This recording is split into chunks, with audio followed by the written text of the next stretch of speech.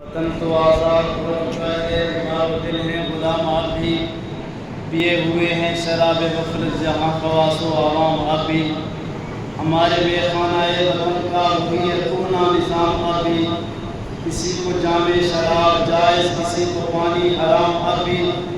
غریب آپ بھی الجھ رہے ہیں اسی طرح سے قدم قدم پر، جگہ جگہ پہ بچھے ہوئے ہیں یہاں امین کے دام آپ بھی، غلط ساتھی یہ تیرا نعرہ کے نظام محفل بدل دیا ہے، وہی شکستہ سی بوتلیں ہیں وہی شکستہ سے جام آبی، ان کے عزت و احترام مہمانان علماء کرام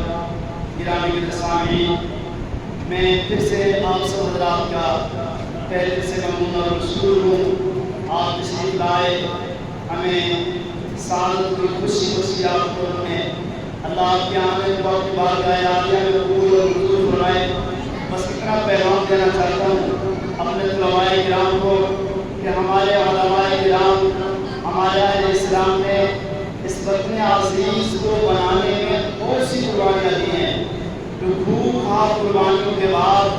آج وطن عزیز جیسی نعمت مجھے اور آپ کو میسر ہوئی ہے،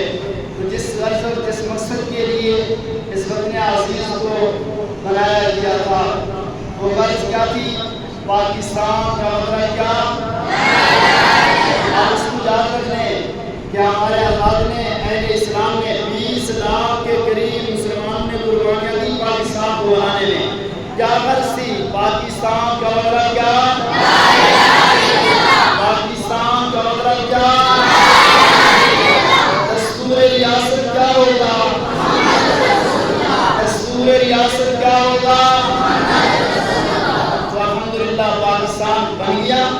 ہمارے علماء نے اکابرین نے اہل اسلام نے قربانیاں دے کے بنایا، اور ہم انشاءاللہ اس کی حفاظت کریں گے۔ پاکستان پاکستان میں اسی لیے مختصر کر رہا ہوں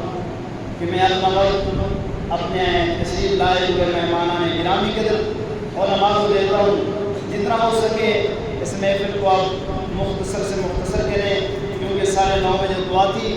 اور دوسری جگہ بھی ایک پروگرام تھا، وہاں بھی حضرات نے جانا ہے، اسی لیے پھر التماس کرتا ہوں کہ جن حضرات کو وقت دیا جائے انتہائی اختصار کے ساتھ گفتگو فرمائیں۔